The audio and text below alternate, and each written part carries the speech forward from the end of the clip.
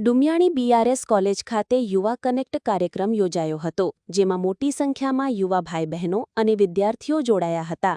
નશામુક્ત યુવા વિકસિત ભારતના સંકલ્પ સાથે કેન્દ્રીય મંત્રી ડોક્ટર મનસુખ માંડવિયાએ યુવાનો સાથે સીધો સંવાદ કર્યો હતો.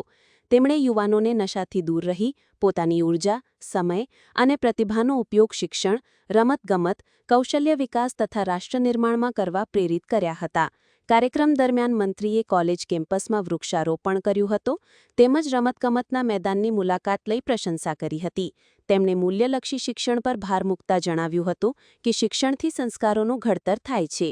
સ્વાવલંબનની ભાવના જ સશક્ત યુવા અને સશક્ત રાષ્ટ્રનું નિર્માણ કરી શકે છે. મંત્રીજીએ નશામુક્ત યુવા ફોર વિકસિત ભારતનો સંકલ્પ લેવડાવ્યો છે. આજે પોરબંદર લોકસભા ક્ષેત્રના ઉપલેટા તાલુકાના ડુમિયાણી કોલેજની અંદર યુવાનો સાથે સંવાદ કરવાનો અવસર મળ્યો.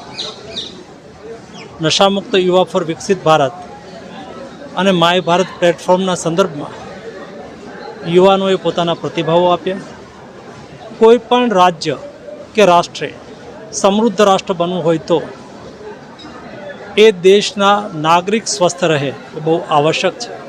સ્વસ્થ નાગરિક સ્વસ્થ સમાજનું નિર્માણ કરે છે. સ્વસ્થ સમાજ જ સમૃદ્ધ રાષ્ટ્ર બની શકે. એ મૂળ વિચારને ચરિતાર્થ કરવા માટે આજે મને ખુશી છે દેશના લાખો યુવાનો આ અભિયાનમાં જોડાઈને નશા મુક્તિના સંકલ્પ લઈ રહ્યા છે. પોતાના સાથી મિત્રોને નશો છોડાવવા માટે થઈને સમજાવી રહ્યા છે. સામૂહિક સંકલ્પ, સામાજિક સંકલ્પ એ રાષ્ટ્ર નિર્માણનો સંકલ્પ બની રહ્યો છે. એની મને ખુશી છે.